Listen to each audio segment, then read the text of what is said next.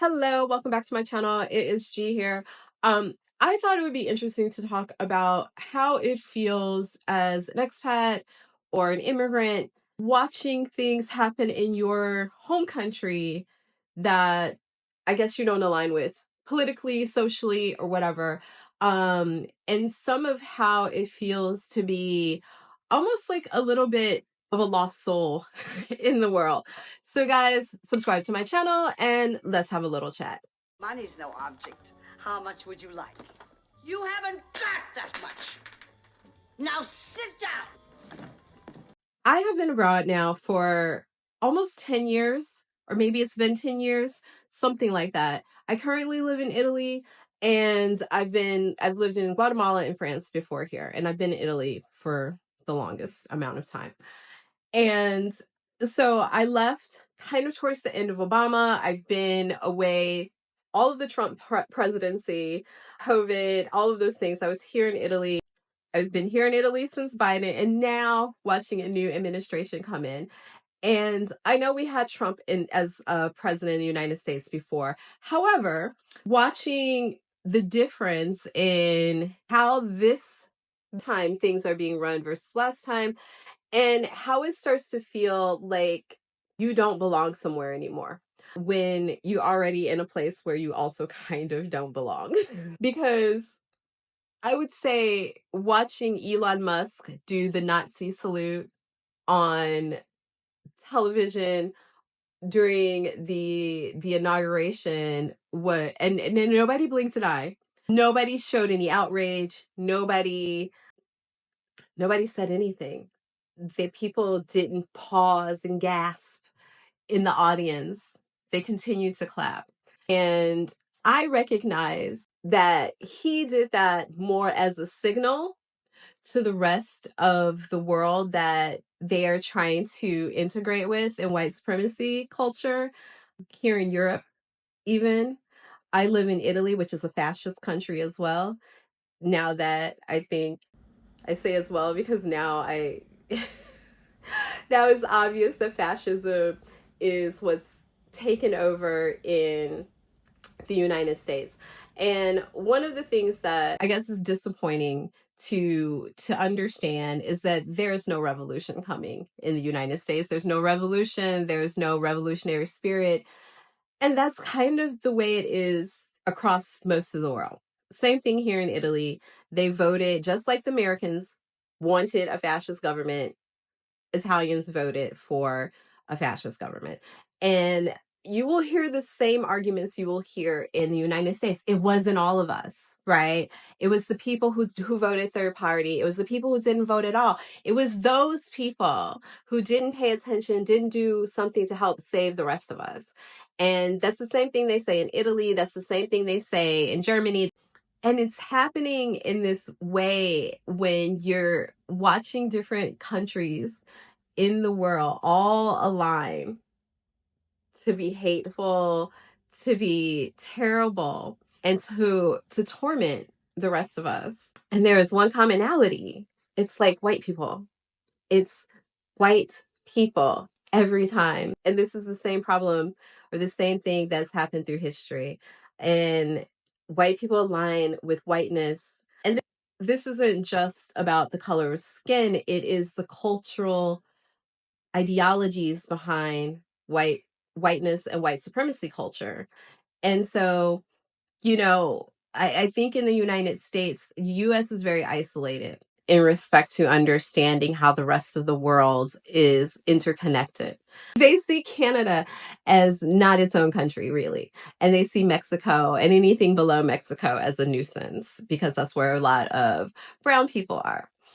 To think that 7%, white people make up 7% of the entire world, and they make up 98% of all of the violence and all of the wars. And I know there are people of other colors having wars, but a lot of them have been initiated by people in white countries.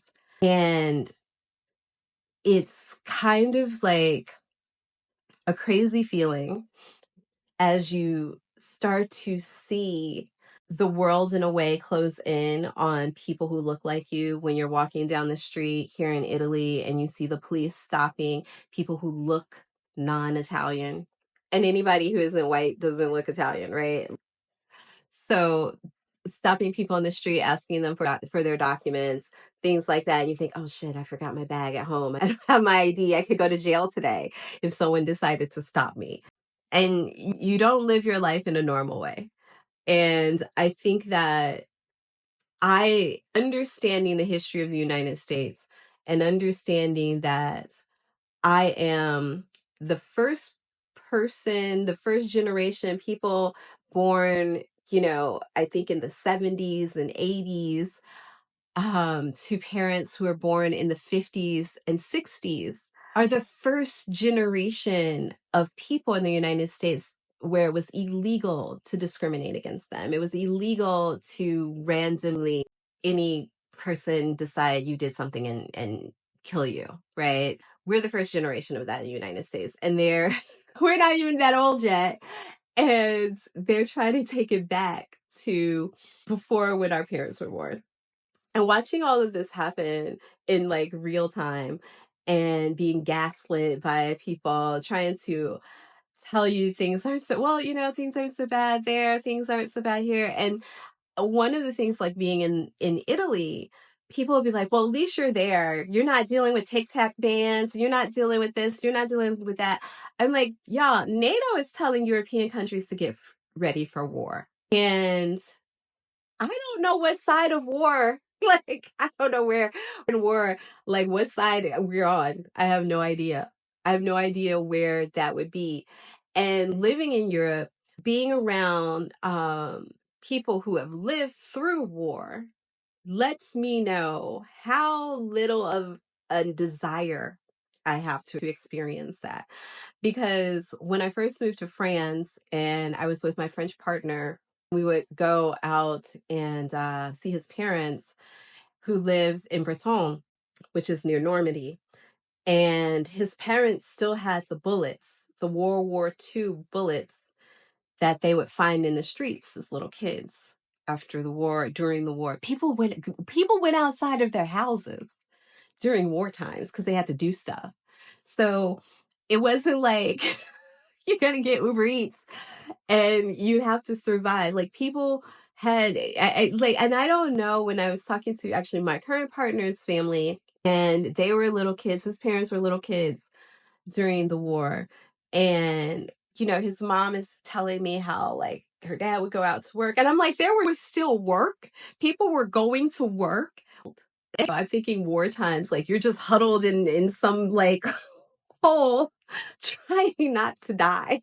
People are like walking around their crumbled city if they had a place to stay. You know what I mean? Like, I don't want my kids to live through that. I don't want to be in this timeline where the possibilities of this, and it's obvious the possibilities of this are you listen to how like the current co-president Trump and co-president Elon are talking about running the government, the lands that they want to colonize outside of America. And it's like, really? For what? I mean, it's amazing to me to watch people align with this. It's amazing that white people don't question other white people, their leaders. They just are like, we're gonna do these things. And and I guess like the thing that when these kind of things happen throughout history is that white people align. They will align with whoever they think is going to get them through. And so being in Italy right now and watching the Italian government start to try and align itself. They're trying in more and more ways with America, which is aligned again with neo-Nazis here in Europe, especially like Elon Musk and what he wants to do in Germany, in the parties that he's trying to get involved in Britain, and the parties that he wants to get involved in. And I think it's in Switzerland. So, excuse me, in Sweden, not Switzerland, the parties he wants to get involved in with Sweden, all of these are right-wing parties. All of them also connected to Israel, right? Because Israel is actually the Israeli Zionists are part of this as well. So, who are all aligned with white supremacy. And I know you're thinking, like, what? The Zionists, white supremacy, Nazis, da, da, da. Yeah, they're part of those people, believe it or not. Netanyahu is a big Holocaust denier, and he has even made Germany come out and say that it was Germans, not the Palestinians, who were responsible for the Holocaust. So, and I assume Americans know this, but maybe they don't know these things, but they didn't know what tariffs were. So probably don't know like all of the interconnections that now white supremacists in Europe have best friends in the United States with one of the most powerful militaries in the world. So the likelihood that these things are going to escalate, I don't know. They're telling Europe to get ready for war. And I don't know what side we're on. So, I think that is really surreal and it feels very dystopian watching what is happening across not just the United States, but the interconnectivity across the world and to not know where you fit in these places because you don't know how it's going to disrupt your life as a person of color, as a woman. Some of the things that they're talking about in the United States, I don't know if I can travel there. Like, if I can bring my kids home safely.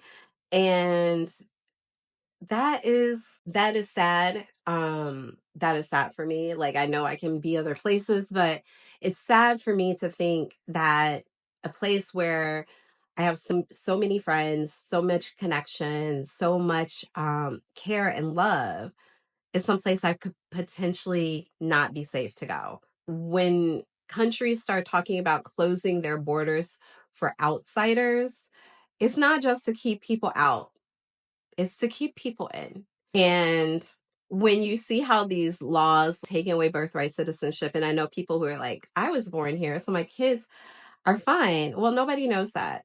Everyone's going to have to apply for citizenship now. So if you don't get your applications in, you don't fit the whatever, who knows what, like, oh my goodness, so many things. So watching this right now, when I was watching the TikTok ban and TikTok got turned off for 12 hours, um, it's just, if it got banned for real, it would have been one thing. But it's a lot of stuff. It's just like, wow, it's playing in people's faces. It's all of these things that are happening and having any level of consciousness right now is like exhausting. It's exhausting.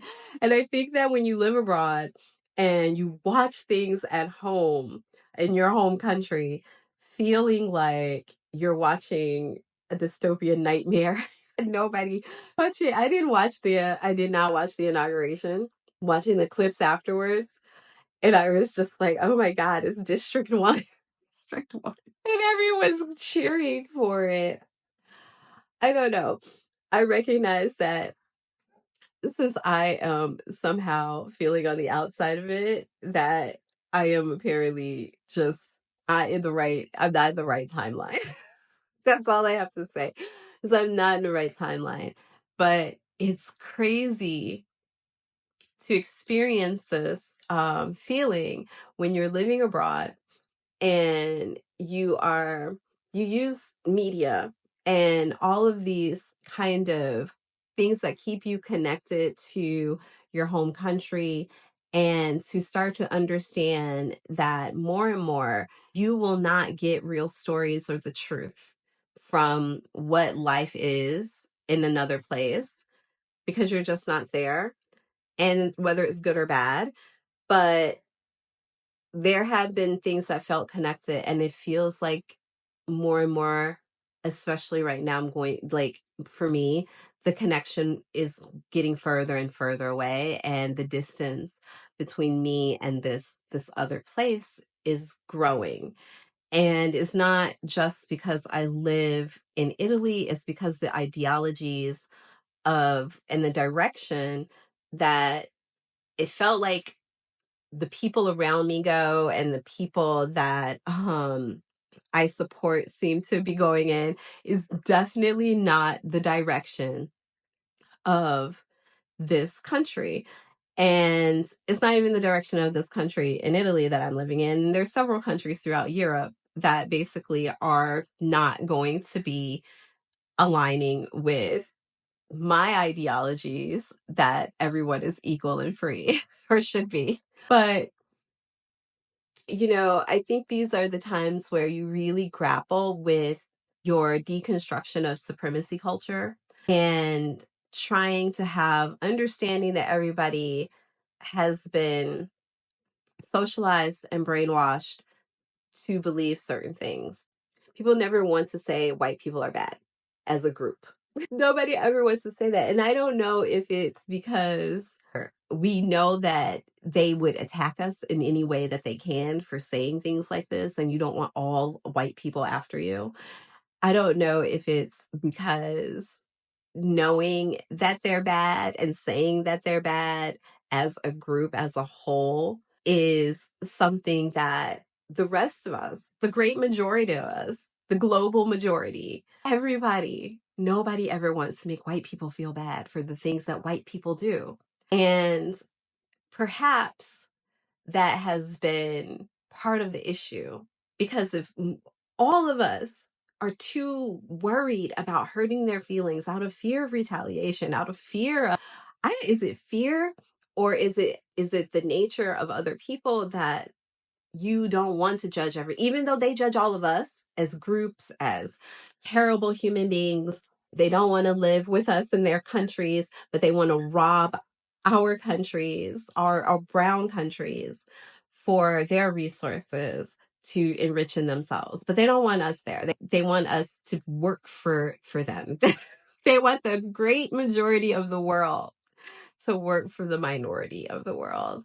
And so many people of color has aligns with that just for a little taste of what they think they can get from them by being aligned with them.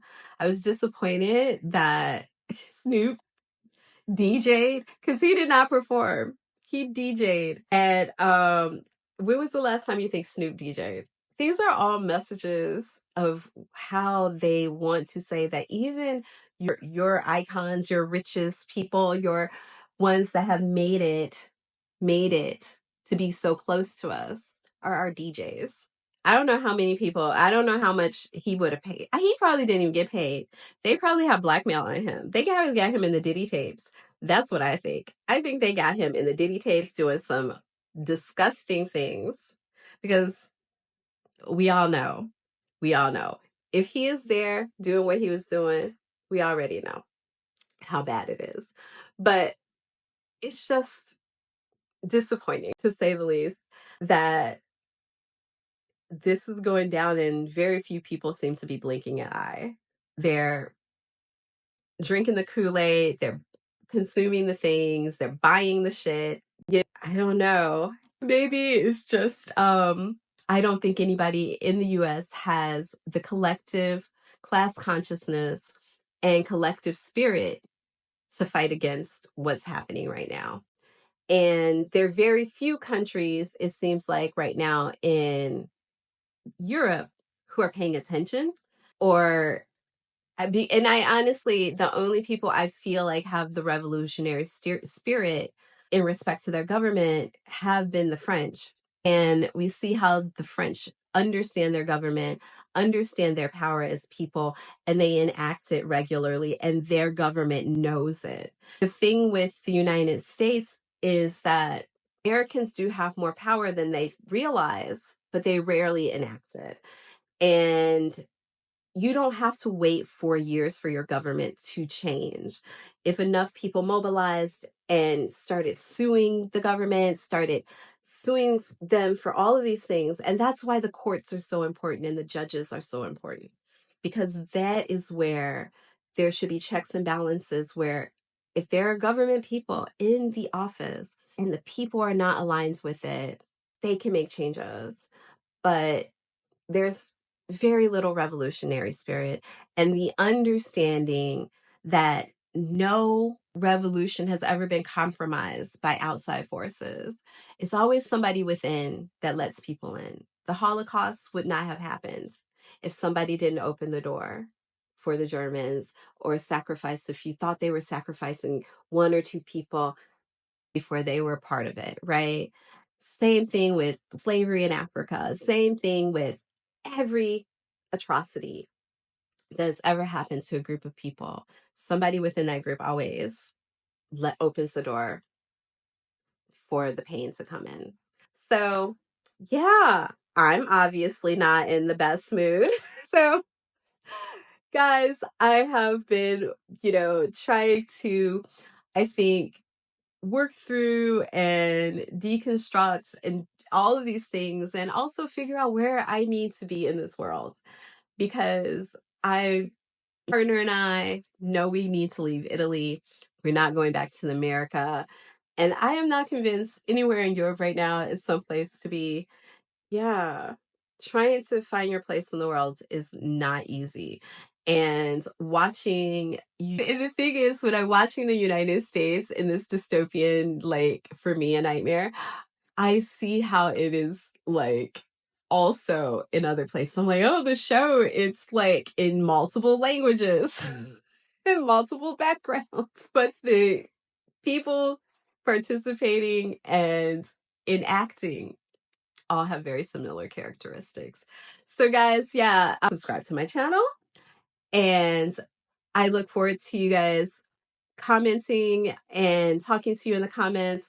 So definitely like, share. I mean, if I would love to have more discourse. If you guys have questions and want topics on specific things about my experience here in Italy, especially during these periods of time where it's getting strange. And if you're not seeing some of the things that I mentioned about what's happening with right-wing nationalists and white supremacy in other parts of the world, let me know, because I don't think that Americans have really grappled with so many things, especially around class consciousness, which doesn't exist there because racism and classism and supremacy culture doesn't really allow for that.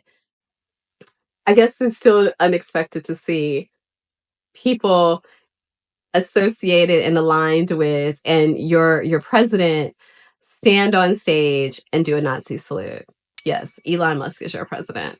Hate to, if I'm the first one to tell you. Sorry. But guys, subscribe and ciao ciao for now.